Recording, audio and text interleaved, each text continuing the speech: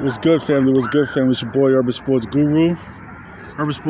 And we're going to get to y'all about the division round of these NFL playoffs. The first round was crazy, as expected. And I think the second round is going to get even crazier. We're going to start off today. We have the Bengals going to Tennessee to play the number 1 seed Titans.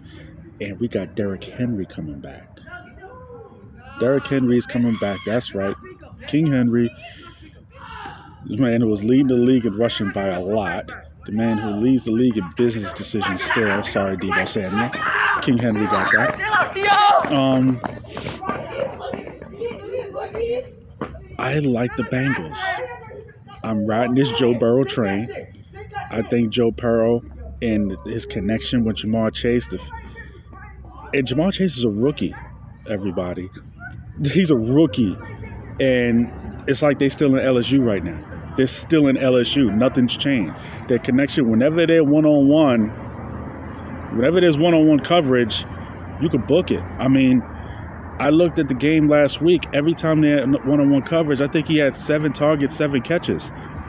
Then I compare that to where Tennessee does not defend the pass well. Their back end is not really good. They get after the quarterback very well, particularly this year with Autry and the defensive tackle, I believe his name is Simmons, had a great season. They'll be able to get pressure up the middle on Joe Burrow, and that's something that the Bengals don't do very well, is protect Joe Burrow. So they'll have their moments. But I like the Bengals, and I also play like this. If Tennessee had King Henry for the whole year and he's running well, then I would take Tennessee because I could trust that they can use King Henry to. He's not just a great running back. He's someone that sets the tone for that team, sets the tone of physicality. You know, because come second half, third quarter, fourth quarter, and, playoff games are played here in January, where it's cold everywhere you go. I mean, nobody wants to tackle this guy in September, let alone in January. When I say he leads the league in business decisions, I'm dead serious. That's 6'3", 240 coming at you with 4.5 speed. Nobody wants to tackle this guy. But he hasn't played since week whatever. With a foot injury. And now, okay, he's ready to go enough where he could play, so he's healthy. But to expect him to come in and be able to have as many carries as he normally would do and set the tone like that against a Cincinnati defense whose front is top 5 against the run and can get after the quarterback themselves. I don't like that. And the fact that Cincinnati's defense can pressure the quarterback. Yes, Tennessee has it. I've always liked Tennessee offensive line. Because I've always said Dallas isn't the only team during that era that spent money on their offensive line, spent resources on their offensive line, and hit. Tennessee hit too. They lost Jack Conklin. They didn't want to spend that money, but they drafted him. He hit.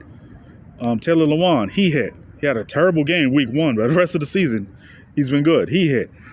The center, he hit. You spend money on Roger Saffold. He hit.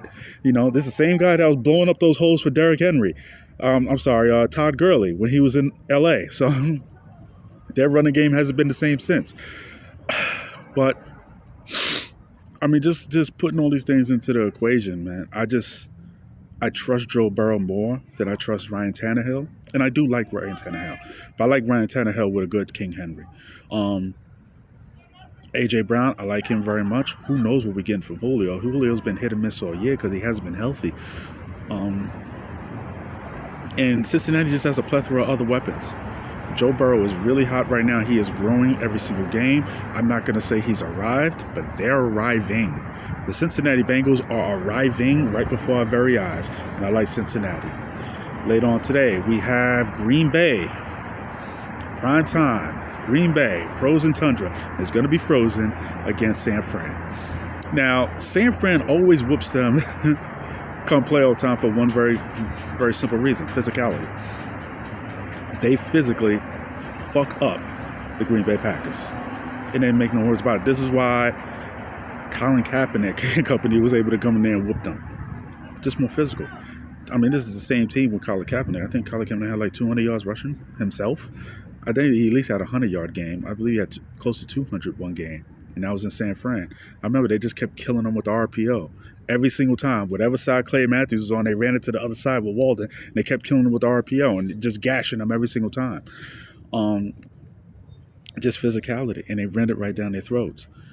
And the intrigue to this game is San Fran can run it on anybody, but the one thing Green Bay's defense lacks is a great run defense. They're more physical this year than they've ever been, in my opinion, since the days of Gilbert Brown. But this is the most physical defense they've had in a while, but you can run on them. With a great running game, which San Fran has, you can't run on them. But this is the same Green Bay team who went in there and beat them. This is a different San Fran team now, though. A different team than it was a week 3. So, much different football team. San Fran got their swag right now. I'm going to take Green Bay because Green Bay needs this.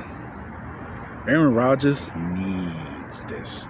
And I look at, the difference from before, those other playoff games they've had, San Fran had a good back end back then with those defenses that they had with Patrick Willis and company. They had a good back end.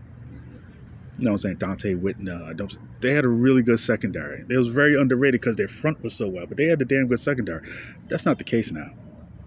That's not the case. Their secondary is not good. That secondary is not. It's not the secondary they had just from a couple of years ago when they had Richard Sherman, who made it making Pro Bowls then still, and they went to the Super Bowl. This is not that secondary. They can't really cover on the back end. And I look at what him and Devontae is going to be able to do. And the fact that this Green Bay team, at the very least on the offensive side of the ball, on both sides, they're more physical than they've ever been. Way more physical. And they can actually take it to, in the physical department, San Fran on the offensive side. They could take it to them in that regard. Before, it was all Aaron Rodgers. No, this Green Bay team can actually pound the run and bring it to you physically. And because of that, I like Green Bay in a good game. Tomorrow, we have the Rams. We have the Rams against Tampa. And I find this really, really funny. Everybody, salutes Tom Brady, and it's rightfully so. Tom is Tom. But nobody points out things he benefited from last year. You went into Green Bay, and your defense that rushes the passer very well played against Aaron Rodgers without both of his tackles. And what happened? Aaron Rodgers, even though he had a good game, numbers-wise, and the game was right there before him, he was running for his life all game because JPP and Shaq Barrett was on his ass. Yeah, Aaron Rodgers playing without both his tackles. Then the following week, the same thing happened to Patrick Mahomes, and he was running for his life. So Tom Brady, they keep saying Tom beat this guy, Tom beat that guy. And each guy didn't have their tackles. Why is that important? Pro Bowl right tackle Tristan Wirfs is not playing. And we saw last week what happens when his replacements come in the game. His replacements was getting beat like a redhead stepchild. His first replacement was getting whooped. Looks like his second replacement is going to have to play, and that don't look good. Does not look good at all. Does not look good. And I factor this into the equation. When they played the Rams last year, they couldn't block that front last year. When they played the Rams earlier this year, they couldn't block that front this year. This is one thing I love about playoff football. I love about playoff football because it's like a championship fight. It's all about matchups. You say in boxing, you say styles make fights. And this is what comes to in playoff football. It's about the style matchup. And the one thing that I've been saying all year about the Bucs, if they can get back to what they do last year, this time last year, they had the running game going. They work off the running game with Leonard Fournette. Play action. That's Gronk, and go deep. Go deep to number 13. I'm sorry, forgetting his name. The big receiver. That's basically how they play. They simplified the game plan. This is what they did. And they've never this year completely got the running game going. Everything was just I mean, what they do, they supplement that with the short passing game, all the bubble screens and I'm saying flash screens or whatever. But now, one of the receivers, they do that when he's out. AB's gone. You know, you still have weapons. But all the injuries that their opponents had last year and they had to overcome, and you still praise Tom Brady for beating them, now Tom's going to have to go against them. I want to see if they use those same excuses when he loses, because the Rams are tailor-made to beat them. I think that Rams front is going to kill Tom Brady. I say kill, I mean it in the football sense, not understand me. I think they're going to be on his ass. They're going to be on his ass. Aaron Donald, Bane in football cleats, he going to meet Tom Brady. Whoever's at right tackle going to have a problem blocking Von Miller. A real problem. They're going to take Jalen. They're going to put him on. They're going to put him on that one receiver. Everybody else go for self. Yes, they can manipulate those two safeties for the Rams, but the one caveat in this game is when I notice about the Rams offensively, when they get into a straight drop back game, they can't block up front the way they need to for Matt Stafford. And that's something that I think Todd Bowles will do himself a service, because Matt Stafford is great against the blitz, but you know what? When you just send 4, they can get there. You don't need the blitz. You don't need the blitz. And Todd Bowles loves the blitz. You don't need the blitz. Because you blitz, you sacrificing over the top. Oh, yeah. And Odell's getting one-on-ones. I think if they continue to send 4, they'll get pressure, because the Rams are not going to be able to dominate and run the football. Shout out to Akers. The fact that he was able to run the football the way he did last week, oh my God.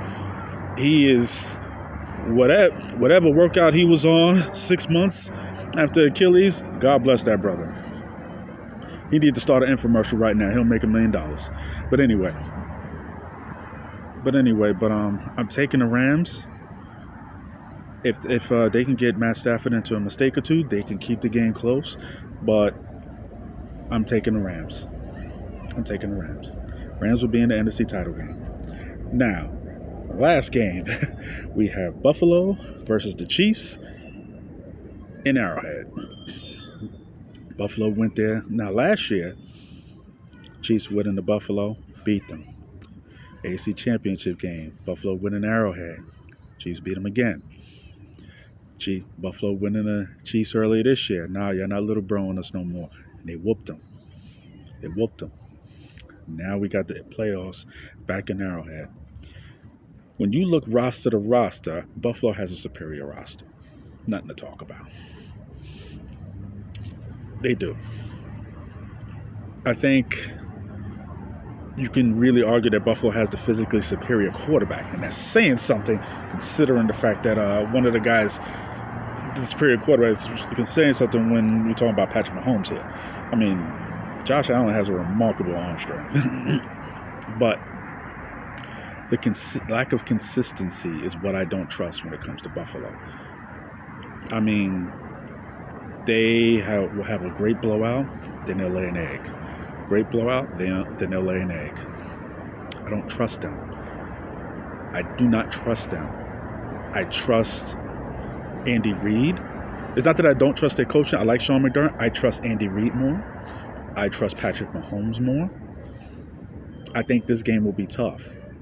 But what I've seen with Buffalo this year, when they're not able to blow you out, and you look them in the eye, and they can't blow you out, they fold. Like the Jacksonville game. They need to steamroll you. They're not steamrolling KC. KC, those guys are champions. Should be 2-time champions if they had their tackles last year. They got too much pride to let them come in there and steamroll them again. It's going to be a fight, and I think Buffalo's going to fold. Buffalo's going to make a mistake. Patrick Mahomes and company's gonna capitalize, and they'll win this game in the fourth quarter. I like the Chiefs. Those are my takes. Those are my picks. Holla at your boy, Urban Sports Guru. I'm out. Salute.